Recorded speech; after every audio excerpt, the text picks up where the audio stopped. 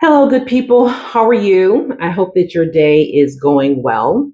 Today is actually June 9th, which makes it the ninth day of Uterine Cancer Awareness Month. And as a uterine health advocate, I feel it's important I stay committed during this month to providing information about uterine health, uterine cancer, all things uterine to provide us with enough information and knowledge and power. I think it's great that they do have this month. And as an advocate, I think it's great that I align myself with it. Again, I believe that the more knowledge we have about what's happening within our bodies, the better plan we can make towards healing, working in tangent with our doctors and with our families as well. So my full disclaimer is always the same. I am not a medical doctor. I am a uterine health advocate, but you can find my full disclaimer in my bio. And again, I always want to thank you for engaging with this channel, from viewing, subscribing, commenting, sharing, and all the things, liking. I appreciate that very, very, very much. So today, I am scheduled to have a biopsy. So I thought I would just go ahead and include that in my Uterine Cancer Awareness Month daily video, because this is part of uterine health and part of my journey. If you haven't been following me in my journey, I did, I think I'm getting better at this uh, YouTube thing, is that I went ahead and made a playlist on YouTube. So the uterine health journey is there, and then the 2026 Uterine Cancer Awareness Month daily videos are in a different playlist. So hopefully I'll be able to put this in both of the playlists. So today I am scheduled to have a biopsy, and this was along the plans that my doctor and I, well, she created the plan and explained it to me. And so we agreed to it. So this is what I'm on. So that's why I say, if you haven't, if you don't know my full journey, you should definitely go look at the videos. And if you've been on my journey, thank you for still being on the journey with me. So today is my day of my biopsy. And per usual, I will be very transparent, and keep you in the loop about everything as I have previously. So if you, just to give you a quick catch up, so my doctor prescribed me on progesterone, Medrox, progesterone, progesterone. I think I just messed it up, but okay, progesterone. And so the plan was that I would take it take it, and 3 months after I take it, they would conduct a biopsy, which that biopsy, I did make a video about that appointment. That was in December of 2025. So please go back and look at that video and my experiences. And then the next biopsy will be 6 months later, which is now in June. So this is a scheduled biopsy. I don't have any kind of symptoms or pain or something that's alarming, but we are going to have the biopsy to see if we're still on, the right path. And this is really good too, because then if there changes need to happen, then this is a good, point for us to, look to see what's next. So I decided to share with you that I'm going to have this biopsy, and I decided to share with you the questions that I'm going to ask today. So as I always say, that when you go into your doctor's appointment and you're gaining all of the information and you're researching, I think by having, good quality questions, you can have a better conversation so that you can have a better plan towards healing, instead of just having a conversation. Or if your doctor says, "How are you doing?" "I'm fine," and you're really not fine. Or if your doctor says to you, "What's the symptom of pain?" "Well, I'm in pain, but I could still do this, I could still do that." No, I'm in pain, and just stop there. Please help me. I'm in discomfort. But I think coming in, this is why I share stuff on this channel, so that you can, have some information and kind of be more prepared. So I do have a list of 4 questions, well, 3 questions, and an update for her. So one of the things I'm going to tell her, since I was taking them, because I didn't see her in my last biopsy appointment, I had to see someone else, but I'm going to tell her about the side effects. So whenever I did look up the side effects. I did a whole video on progesterone and the side effects. You can go and look those up too. But the side effect was that I've had a migraine twice. And I know, because I used to suffer greatly from migraine. So I kind of knew, like, okay, where's this migraine coming from? These are the questions I ask when I have symptoms, like, where's this coming from? Why am I feeling this way? And the such. And recently I felt some kind of tenderness in my breast, but I also just had my mammogram. So I don't know if that was my breast reacting to that. So I'm not really sure, but I just thought I would let her know.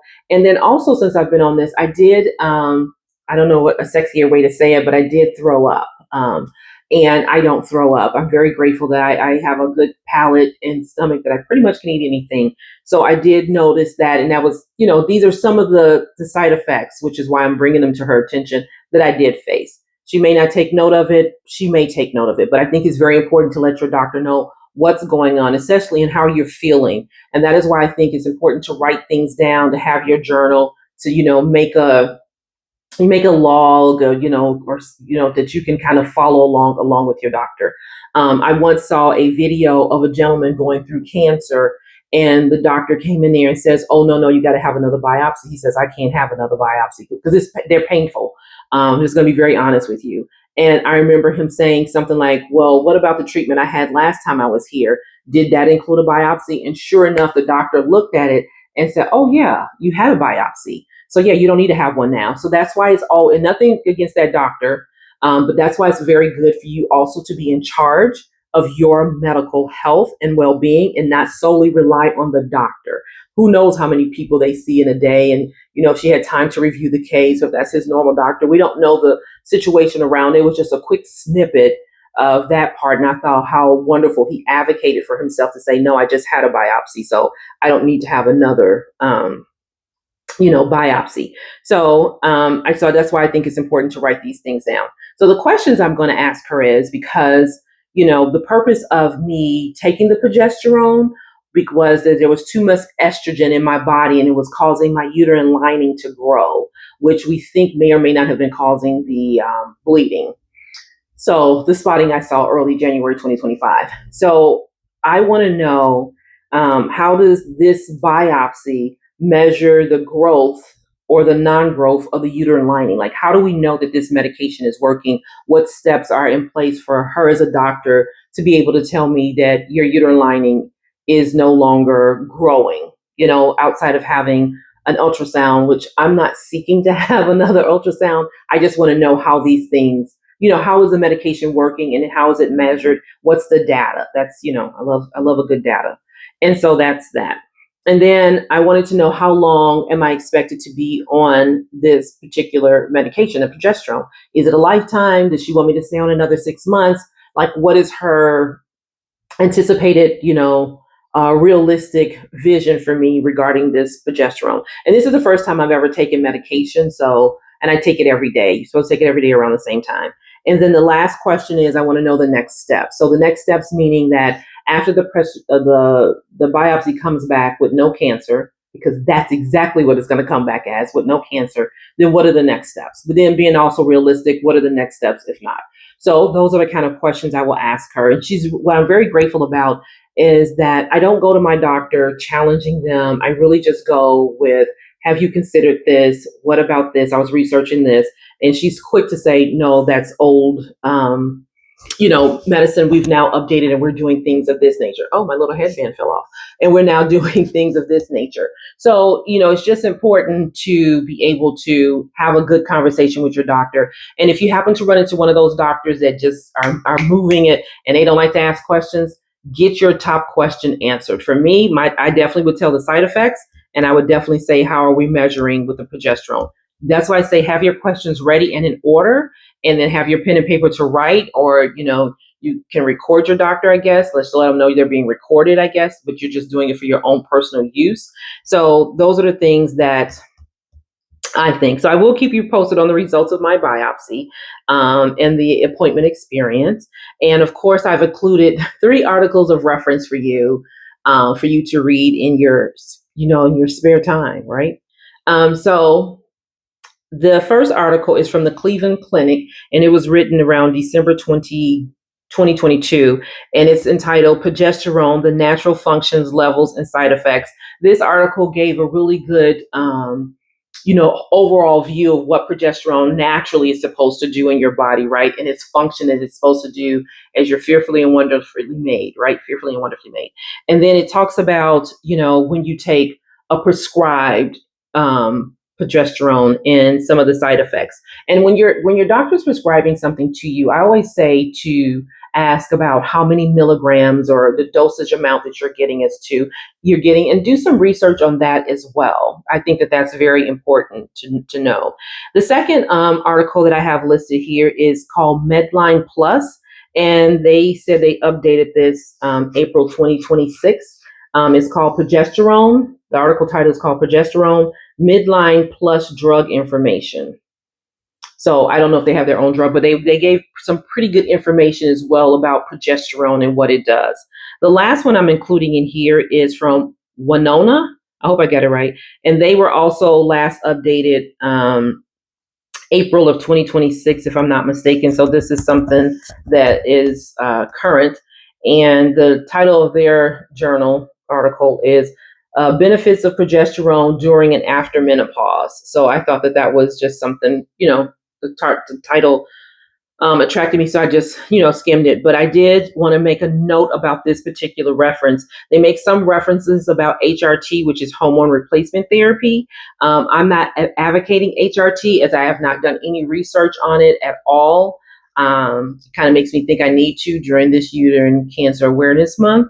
And so I don't know much about HRT. So they're going to be doing little snippets of that. But what I did like about this article is that they did provide a lot of good information about progesterone by itself.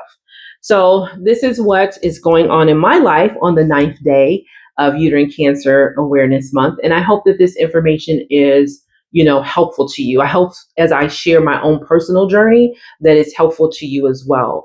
And again, I share my personal journey so that if somebody comes on this channel, that they can see this was a person that went through something, that's providing them information that might be of help to them, that might trigger them to go to see their doctor, that might trigger them to do even deeper research on their own. Because again, we're all different, and I'm just providing high level information, and you might find something that's more particular to what you're facing.